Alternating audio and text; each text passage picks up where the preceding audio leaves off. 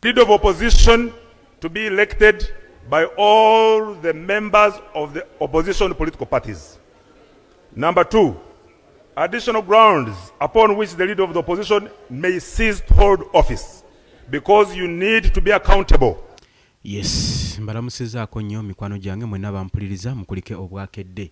Kakati no Biiru esuubirwa oba eteebereza okuba ng'eyagala ku outstandinga leader of opposition Joel Ssenyonyi mu office yanibwa nga yateereddwa dda ku meeza mu parliament era baagisaba okuludde era first hearing yakoleddwa olunaku oluyise emabega gwo mukwano gwange ali eyampuliriza naye nziza okuyitiramu ku biki bibayimiriddeko okwagala okwa outstandinga leader of opposition abeere nga talondebwa kibiina ekigambibwa nti nno kyekisingamu amaanyi ku bwa opposition wabula abeere nga alondebwa mu parliament ensonga zaabwe bazibawadde nene Joel Ssenyonyi ayina ensonga era ne bannayuganda bayina ensonga njagala tubeere nga tubitunulamu nga tubiyitaayitamu mpolampola n'oluvannyuma tumanye ddala abasajja bano baagala ki jjukira embeera eno yonna alina okubeerawo Muhoozi Kainerugaba yakeera bukeezi lumu n'agamba nti ayagala ekibiina kye ekya Patriot League Uganda kibeere nga kyekironda leader of opposition kati batandise kukola bukubirire balabga nti ensonga z'abanyigiriza dda kuva myaka giri egiwedde emabega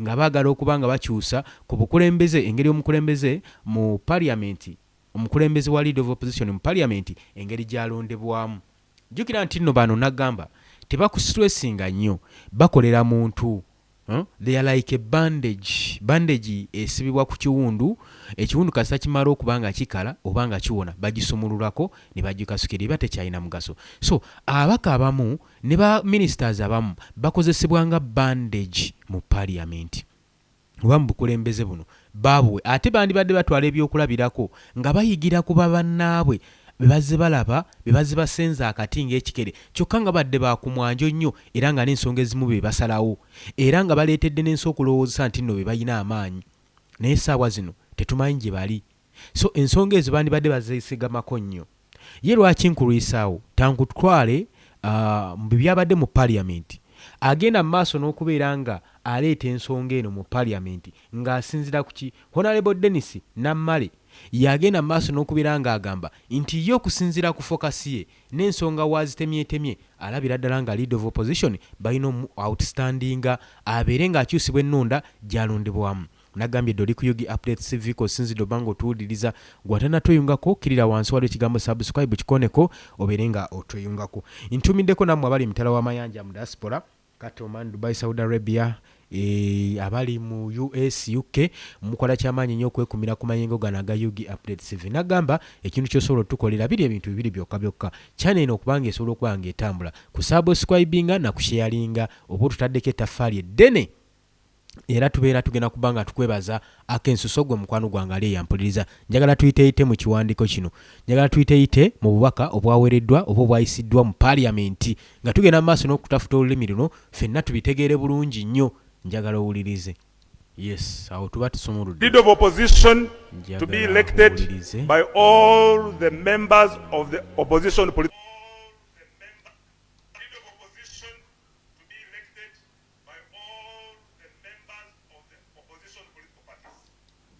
kakati nno Honorable Dennis Nammale agamba nti leader of opposition alina okubeera ng'alondebwa bammembers bonna abali ku ludda oluvuganya gavumenti abali ku ludda olw'opposition be balina okulonda leader of opposition njagala tubitambula mpola ffe tugala kujjamu amakulu n'ensonga eyeekwesa emabega wa kino waki bali so concerned kuva ddi nga balumirirwa opposition gwe opposition osooka n'oweebuuza n'oteeka amagezi mu mutwe kuva ddi nga side eya state kwegamba ekulumirirwa bigendererwa byabwe ki ebyo bye bintu by'otaanidde okubeera ng'olowoozaako lwaki bakulumirira ddali alumirirwa nga talina kigendererwa waki bali so concerned waki tebali concerned n'engeri prime minister gyalondebwamu waki tebali so concerned n'engeri chief justice gyalondebwamu waki tebali so concerned n'engeri chairman wa electoral commission engeri gyalondebwamu kubanga byebyo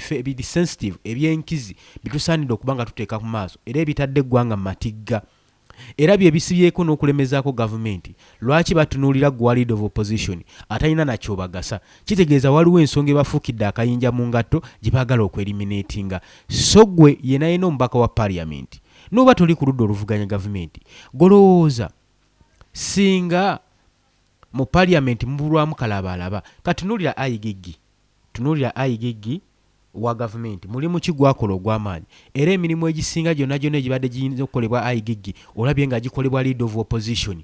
Kitegeeza abatutteko emirimu ate n'agukolera ddala nga yeguyina okubeera. Kati omuntu w'obulwa akugayidinga n'akugambako, kitegeeza ogenda kubanga okola ebintu bingi nnyo ng'otyoboola ekitiibwa ky'eggwanga Uganda, olw'ensonga tewali agenda kubeera nga akulabiriza. Olaba mubadde mukumpanya ssente mu parliament nga leader of opposition waali naye nga mufuna engeri gye mumukyanganyisaamu. Kati olowooza leero kinaaba kitya?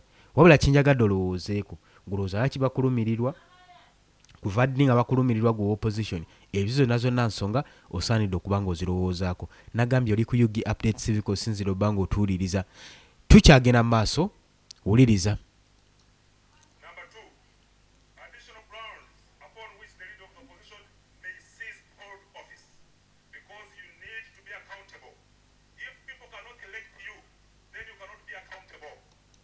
Point number 2 gy'ataddewo, mbu leader of opposition alina okubeera ng'ali accountable ku ngeri gy'atambuzaamu obukulembeze bwe, era nga balina omuteekako accountability be bantu. Kati banaamuteekako batya accountability ng'ate abantu si be bamulonda? Leader of opposition alondebwa mukulembeze w'ekibiina ekiri ku ludda olw'opposition. Wano njagala okubeera nga kwegamba mpakanya ebivudde mu kuteesa kwa kiteeso kino namba 2 mu ngeri weeti enti wagamba nti nno leader of opposition tali accountable, ekyaba yeerimba.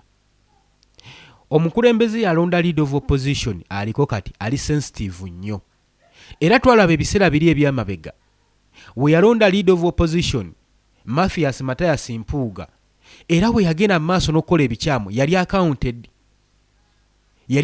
nga mu state temunabeera mu countinga ng'ate mmwe musindiikiriza okukola ebintu nga bino. Kati mu kino mufu nnyo. Ate era twagala okubuuza kino kyayita okwacountinga, twagala okumanya bani abacountinga prime minister, ye bani abacountinga chief justice, bani abacountinga chairman wa electoral commission.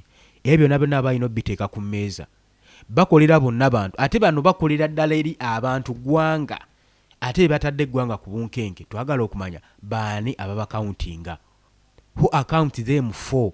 Ate n'ekirala nkugambye leader of opposition akolebwako accountability, era Mathias Mpuuga singa akyatudde mu kifo ekyo leader of opposition nyira okuba nti nno yakomintinga kitwandiyise ekibi mu maaso ga mukama we era oba abantu be abamulonda, yasalwawo n'awummuzibwa n'eri meeting bw'anaggyibwawo mu kifo ekyo. Kitegeeza embalirira weeri, era buli leader of opposition kyakola akikolera ku bunkenke kubanga ayinza okukola ensobe mukama we n'amujja mu kifo ekyo. So eno ensonga nnafu nnyo, era teyinza kuleeta ku mmeeza kunafuya birowoozo byammwe mmwe abali ku ludda olw'opposition okubaseducinga okusobola okukola ensobi namba emu gye muli ejjusa emyaka gyammwe gyonna egy'obulamu n'okutweka eggwanga mu matigga.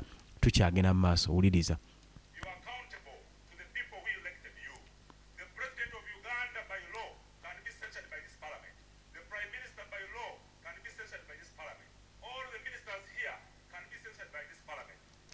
Agamba nti mukulembeze ganga asobola okwowoolwa era n'akolebwako embalirira ne parliament. Ba prime ministers nga wagamba, kakati njagala okubuuza bo ddi we baali baleeteddwa mu parliament era ddi we twatuuliddeyo parliament ng'egamba nti tugenda maaso n'okukola accountability ku Yoweri Kaguta Museveni, ku prime minister, ku speaker oba ku chief justice ne chief of defense force omulamba yabalema okusamoninga okuleetebwa mu parliament omukolako accountability.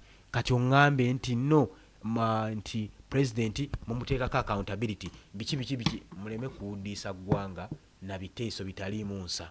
Eggwanga likyalina emirimu mingi nnyo n'ebizibu bingi nnyo bye musaanidde okuba nga muteesaako.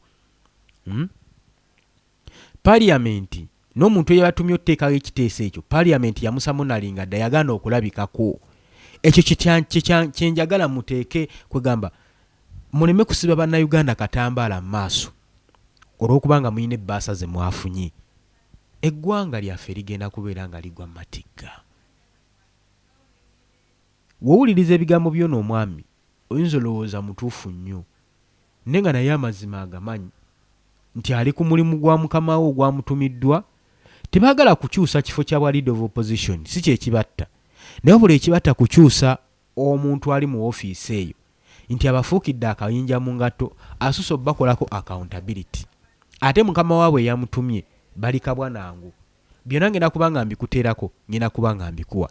Gwe kyoba omanya nti oli ku UG Update TV k'osinziira okuba ng'otuwuliriza. Wuliriza.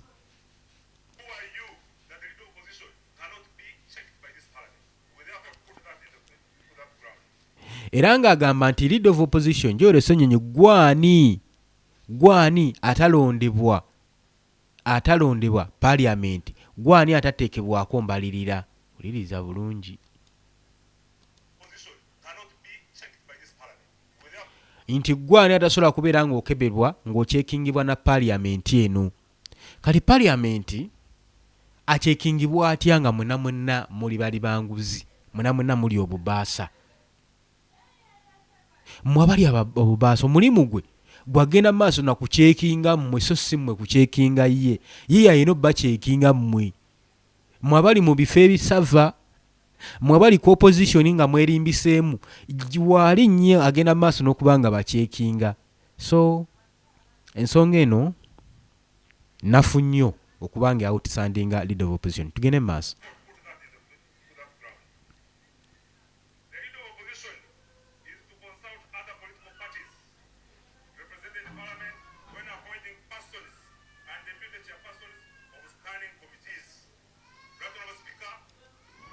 Mbu leader of opposition alina okubeera nga consultinga opposition member of parliament okubanga balonda committees, akakiiko konna akatula mu parliamentary committees, alina okubeera nga akola kinga akonsultinge mmwe ate abagenda maaso n'okukumpanya n'okubaddiruza mu parliament.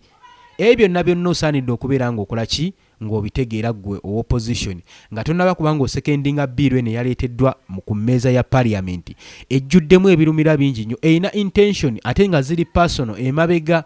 So government eyagala kwegazaanya ebeere nga tebukyali agisongamu lugalo, egende maaso n'okujeeza ggwe munnansi. Olaba opposition weeri naye ng'era government eraga nti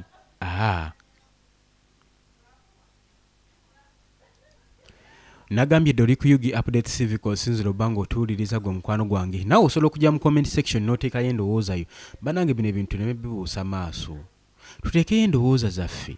Tukwegamba bano abasajja, sijja gamba abasajja, kale eggwanga lyaffe ligenda kubanga likkirira.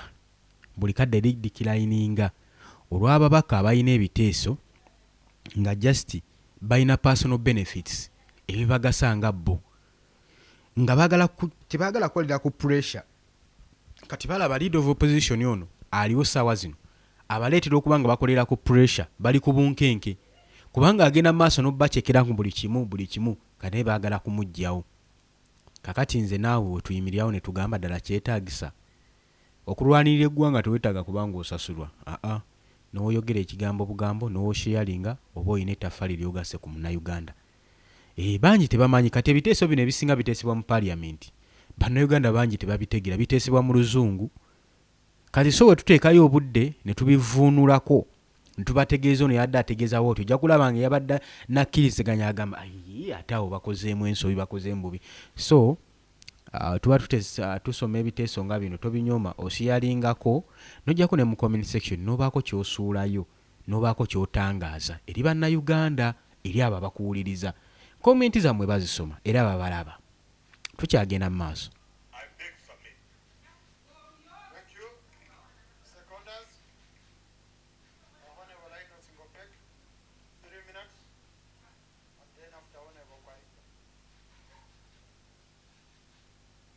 Bamaze ne bakoowoola Honorable Kwalinga naye aleete enteesa ye.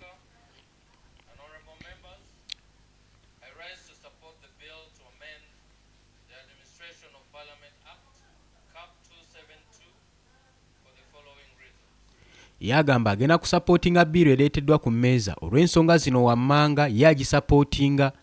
Naye kati tusooke tuwulireyo endowooza y'emu, kubanga ono gwe tubadde twagala okuwulira ye yaleese ekiteeso kino yakisabumiitinze n'akiteeka ku mmeeza. Kati tubadde twagala okumanya biki ebiri mu ndowooza ye. Endowooza ye mugiwulidde ya kibogwe nnyo okubeera nga ba outstanding leader of opposition ku mulimu enkuyanja gwagenze maaso n'okukola.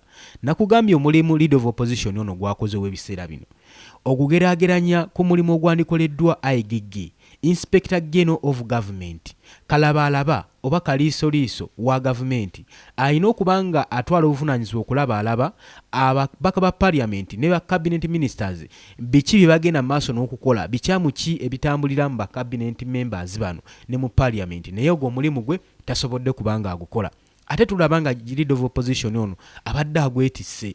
Kati gavumenti ekifo ky'omusanyukirako yandibadde mu awardinga na bwawardings in fact, naye ate bali mu mulimirira mpimba, bali mwagala musenza lutinga kikere, bagala mujja mu kifo kino kubanga basusse okubeera nga tebeetaaya abamazeeko obwekyukiro. Wuliriza, katuwulirize enteeseganya y'ono, enteeseganya mu gundi ng'emu tulabe kyasabumiitinga mu parliament. Wuliriza.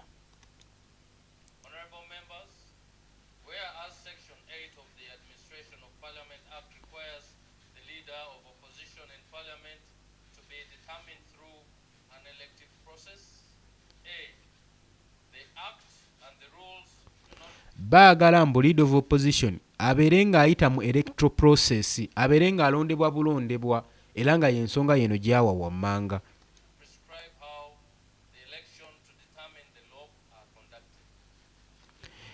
Nti olw'ensonga nti baagala bateekawo embeera balage engeri leader of opposition gy'alondebwamu tesaanidde, baagala okuteekawo engeri eneebeera esaanidde bo nga bo.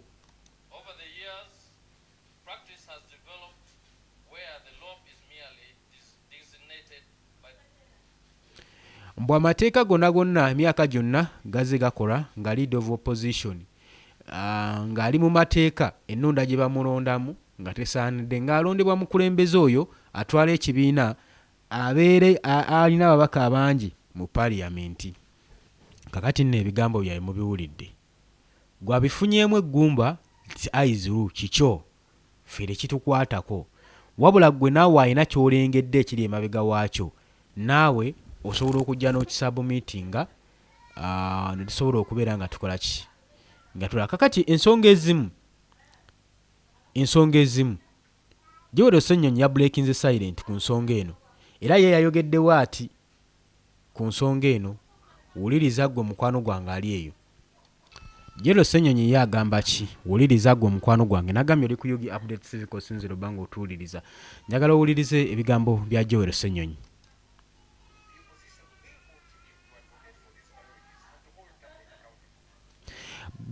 Opposition ejagenda mu maaso n'okubeera ng'eteeka gavumenti ku nninga era n'okubanja priorities ezeetaagisa. Joel Ssenyonyi wabagamba naye munaakola mutya, naye munaatiisa okunjija mu ofiisi ey'obwa leader of opposition, tugenda sigala tubabanja n'okuteeka gavumenti ku nninga ku ebyo bitatuukiridde.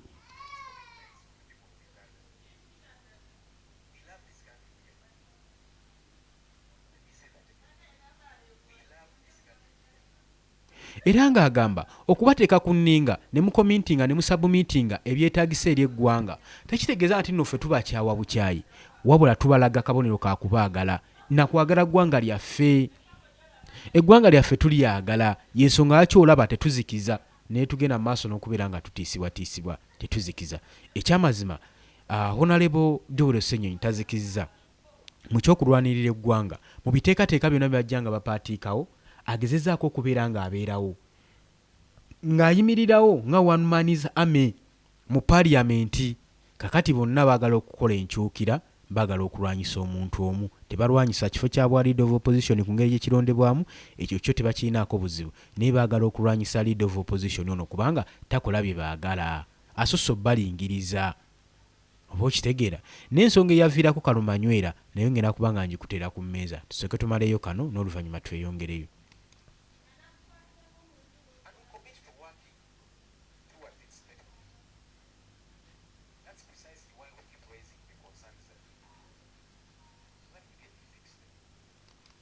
agamba twagala ofikisinga ensonga lwaki tuli concerned ku bintu ebigenda mu maaso mu ggwanga twagala bifikisinga.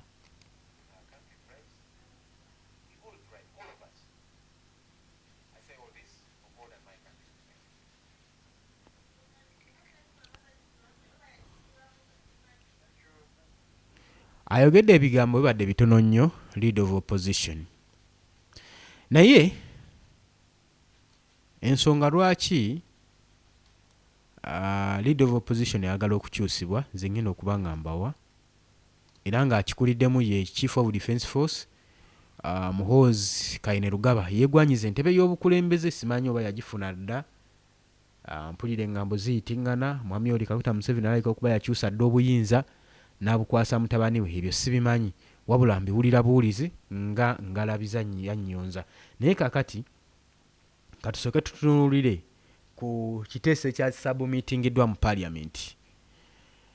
Kati parliament yatudde ku lunaku olwokusatu yagala nti nze Honorable Buyaga West MP Dennis Nammale okulivinga okuintroducinga private members bill okuseekinga amend eri Administration of Parliament Act ng'akiryalinga we eri registration eyinza okuba nga erishapinga lead of opposition loop and key parliamentary offices bearers engeri gye bayinza okuba nga baselectingibwamu mu parliament. Kyekyabadde ekiteeso kino ye amendment bill empya eyateereddwa ku parliament, ku mmeeza ya parliament. Wuliriza gwe mukwano gwange, speaker yatadde motion before the house era n'akaringa eddoboozi lye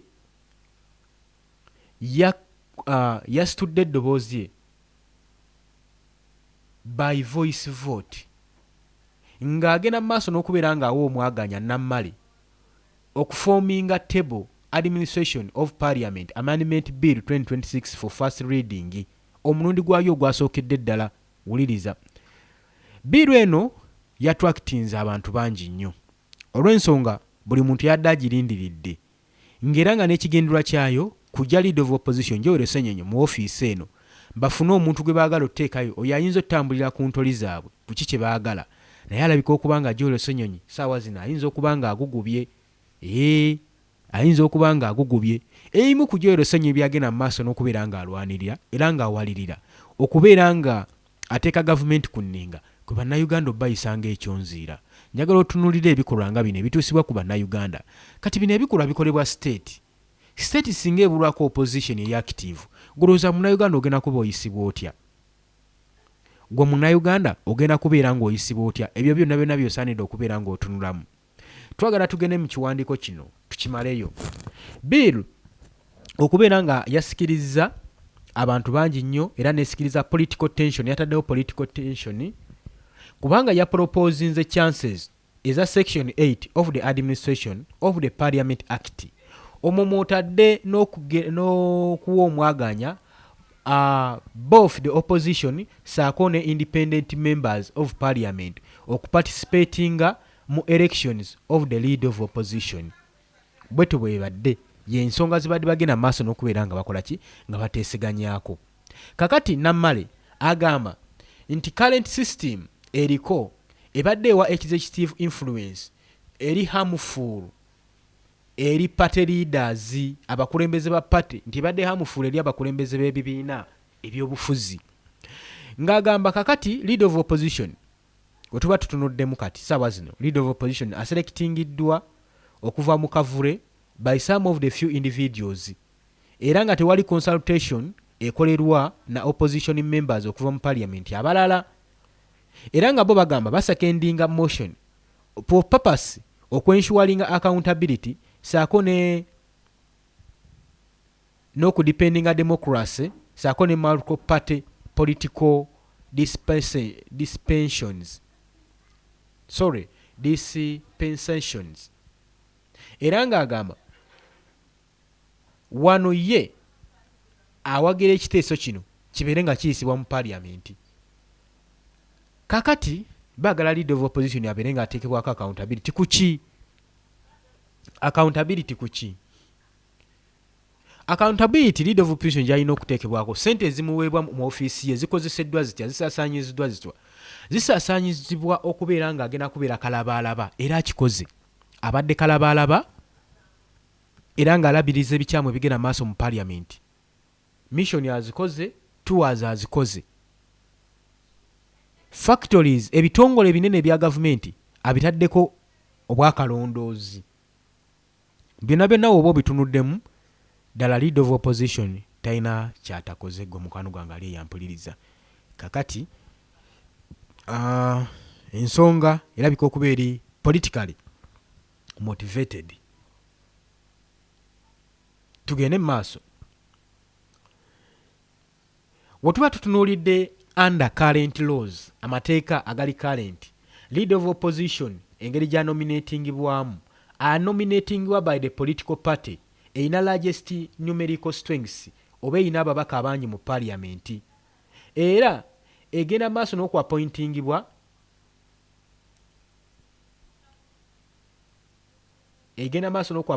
by speaker, era nga bagamba office eri currently held by the National Unity Platform. Era Joel Ssenyonyi yagenda maaso n'okubeera ng'ayimiridde mu kifo kino eky'obwa leader of opposition.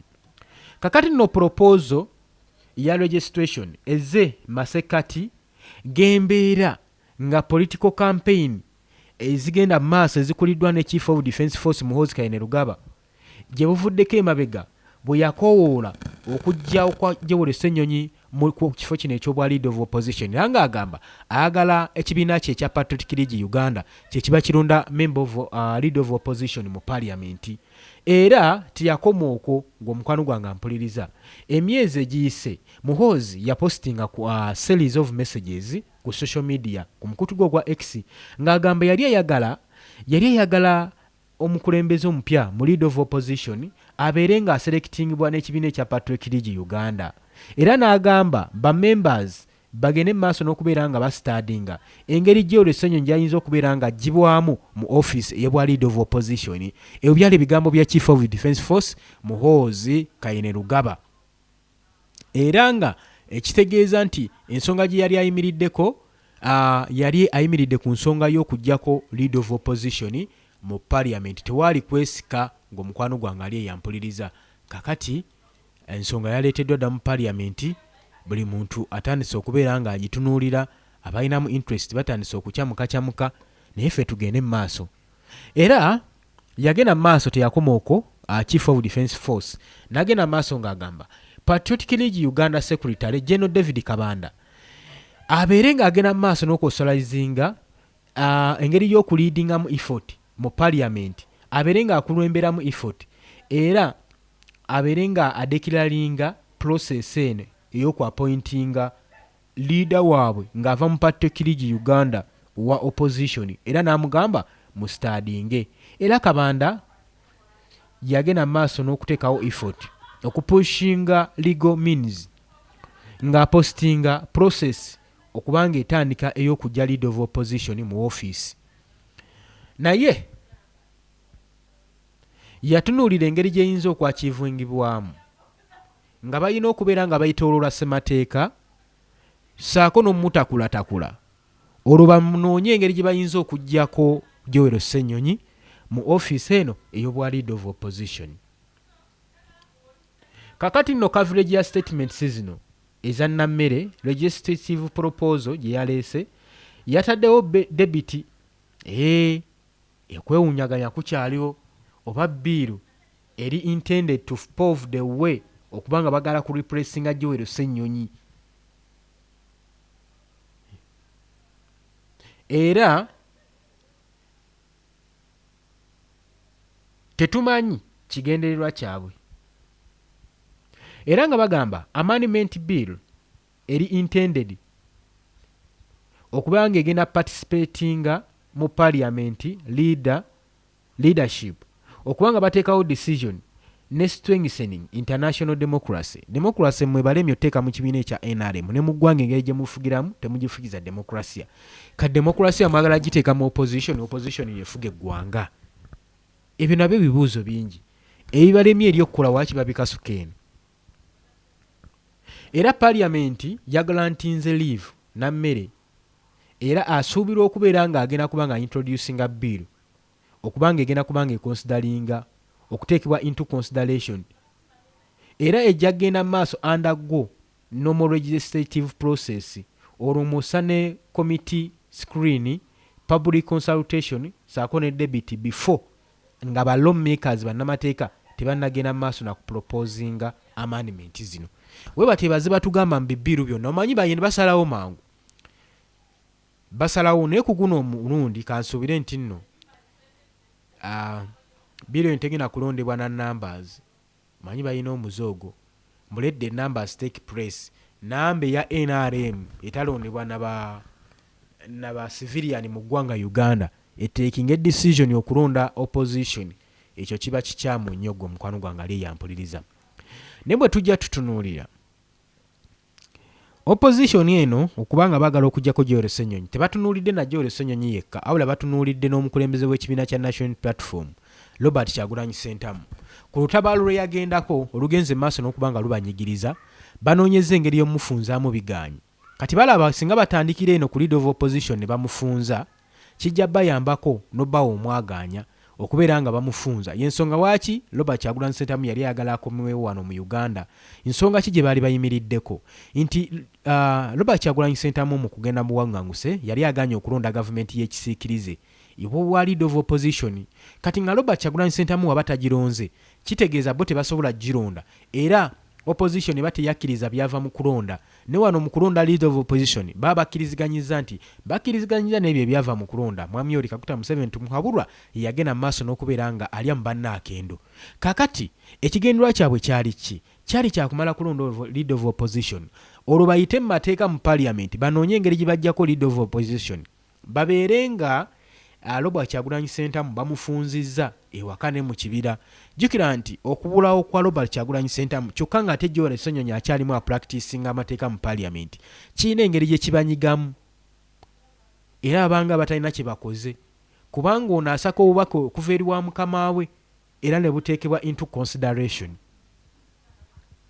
nagambye edde oli ku UG update civic sinzidde obanga otuwuliriza naye ebyo byonna tubyogedde ensonga nnyingi zetwogedde naye osaanidde omanye Kalumanywera yavaawa Chief of Defence Force Muhoozi Kainerugaba mu kugenda maaso n'okubeera nga actinga mu ngeri gy'ayagala eri bannayuganda neriba abakulembeze abavuganya gavumenti ya Mwami Yoweri Kaguta Museveni ebikolero bingi ebimuteekeddwako byazaakola eri abo abakulembeze n'abawagizi b'ekibiina ekivuganya gavumenti mu kyo leader of opposition abadde atwala omwaganyi okubeera nga agenda mu maaso n'okuba nga aboggolako ng'agamba kino kyekisaanidde Muhoozi yaani kati Muhoozi okubanga waliwo munnamateeka agenda mu maaso n'omulemerako tekimuyisa bulungi ate nga baagala parliament eno gye baba bayitamu okuteekawo omukulembeze nga talondebwa bannayuganda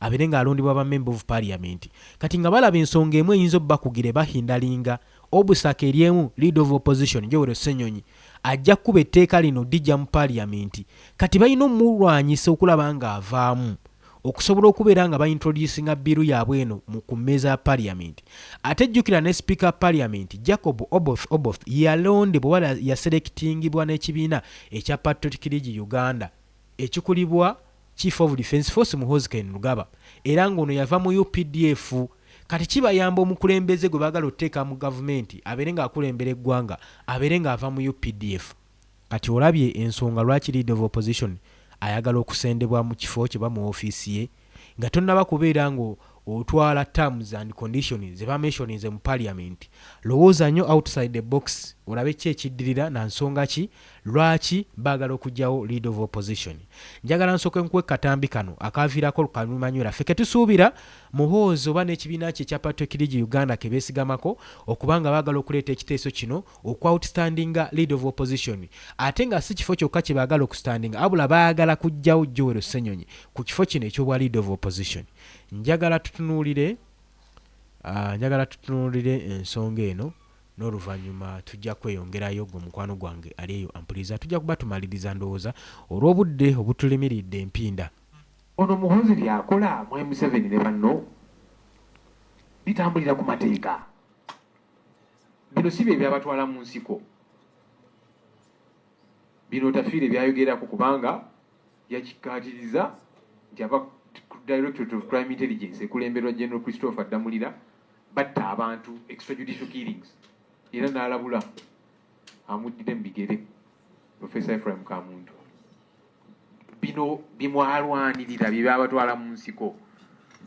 Lwaki ono mutabani wammwe temumukomako?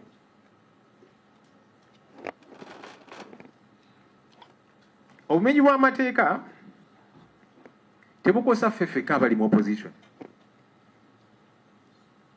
Era Baidi Mutwe n'abalala bawambibwa abantu abamu nga tebakwatako nnyo. Awo esi wa kibiina kyange oba kiti oba oli abalina n'omusango. Naye kati buli omu atandise okukiraba nti ddedda buno obumenyi bw'amateeka. Kaakati bannamawulire nabo bakubibwa. Abakulembeze b'amadiini nabo bawambibwa. Mujjukira Father Sekabiro w'e Masaka ne baamuwamba. Tewali ali safe. Kanalayo Muhoozi yatiisatiisa ne bannamawulire. Ndowooza tayagala mwogere ku nsonga zino muziripootingeko. Naga NTV ne Daily Monitor nzija nja kubaggala. Kati ayagala kutiisatiisa buli omu. Tubeere mu kutya. N'aba NRM nabo tebali safe. Palamenti nga tutudde wiiki ewedde nayogera ku mbaka wa NRM Margaret Etiru mbaka omukyalo wa Muria. Naye yatwalibwa ne wayitawo ebbanga nga tewali amanyi mayitirege. Ewa NRM ekikulaga nti nammwe aba NRM abalowooza nti muli safe. Temuli safe. Temuli. Civil society bonna abalaga nti temulina kye muŋŋamba. Wano akakiiko ka Parliament kamusamuninga aka defense n'agamba mmwe basiru mmwe nja kujja mwenna mbasibe. Akakiiko ne katya. Ne speaker yaliwo mu kaseera ako n'asirika. Kakati awo wetutuuse mmwe aba NRM abalowooza nti muli safe. Yagamba nti mmwe n'abayisaamu awo eggaali n'abavumaavuma ng'anyiize. Kakati mmwe kyekiro balowoozesa nti mmwe tayinza kubawamba nga munyiiziza. Mulowooza bino biri ku ffeffekka ab'opposition. So ebintu bino bigenda mu maaso mu bumenyi bw'amateeka. Of course ba Eddie Mutwe baawambibwa n'abalala bangi bali mu makomera, ba Alex Waisa Mufumbiro, Dr. Kiza Besigye bakya mulanga kubanga gavumenti eno tajagala. Sam Mugumya naye yawambibwa ne kaakano taleetebwanga mu kooti, amayitirege tegamanyikiddwa. Waliwo omwami omulala bamuyita Amos Lwangomani. Ono alina oluganda ku General Kahindo Tafiire, ono naye yawambibwa. Emyezi egiwerera ddala giyise.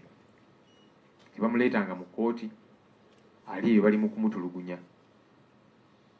Ndowooza ensonga lwaki General Kahindo Tafiire kati ayogera ku bintu bino, kuba naye alina obulumi ate ng'abimanyi bituufu, kubanga alinayo obuwe. Tabiwulira buwulizi, naye alinayo obuwe. Christopher Godi abamu gwe bamanyi nga King Zare, oyo naye yawambibwa ennaku z'omwezi 21 April. Ne kaakano taleetebwanga mu kooti, tatwalibwanga mu kooti. Bwe twava mu kalulu ka 2026 akakaggwa, mwalaba engeri gye kaayisibwamu omukulembeze w'ekibiina kya NUP Oweekitiibwa Kyagulanyi ne famire ye n'erumbibwa ne bayisibwa obubi. Ebintu bize bibeerawo bino. Kakati ku Mande mwalabye Kanso Elias Lukwago balumbye amaka ge ne bamuwamba. Muhoozi n'avaayo nti ono nze mulina mu basement. Abamu ne bagamba nedda byakusaaga n'abalaga ebifaananyi. Embeera eno tetulina kugikkiriza kusigala ng'etambula bweti, kubanga ekya tetumanyi ani gwagenda kukima. Muhoozi akola effujjo erya buli kika. Alinga omwana, omanyi abaana b'abagagga batera okubeera n'effujjo. Kati bw'omuwa ku buyinza oba oli awo bw'atasobola ne kiyitirira. Kati ne Muhoozi bw'ati bw'ali mu kweyisa. Ate nga ffenna ensonga eno erina okutukwatako. Mwai Museveni yagamba nti kino ekisanja kya buteebaka kisaanya no sleep. Era n'agamba nti abakulembeze ababba ssente y'omusolo, abakulembeze abatafa ku bantu ajja kubasiba. Ssebo Mwai Muhevi Museveni ono mutabani wo abantu avudde ne ku ky'okuba nti tabafaako, abatulugunya, abatta, ye kennyini akikkiriza. Yagamba nti tusabiri mu babiri basapota aba NUP n'abalala tujja. Ono ogenda mukolako ddi bw'oba ogamba nti eno kisanja no sleep. Twagala bumenyi bw'amateeka babba ssente y'omusolo. Waliwo obumenyi bw'amateeka obusinga okutwala obulamu bw'abantu. Kubanga bobba ssente zaabwe zirina okuzimba amalwaliro naki ekyo kikyamu era balina okuvunaanibwa. Naye kaakati ono ye abattabusi tetutte ssente zaabwe zirina kuzimba amalwaliro, nguudo naki, bw'abawamba n'abatulugunya n'akola effujjo erya buli kika. Ono mutabani wo yali waggulu w'amateeka. Ebitongole nga Uganda Human Rights Commission of course bisirise ku nsonga zino, oba oliawo nabyo biri mu kutya. Muhoozi bwe yawamba Edi Mutwe, aba Uganda Human Rights Commission ne bawandiika ebbaluwa, twabalemerako nnyo. Tubawandikira ebbaluwa naki ne bawandiika ebbaluwa ne bamugamba amute ate Edi Mutwe n'abagamba mwenno saagala kummanyiira nammwe nja kubakima, ne batya kati baabivaako. Ekyo kitongole ekiri mu ssemateeka yaffe. Tulabye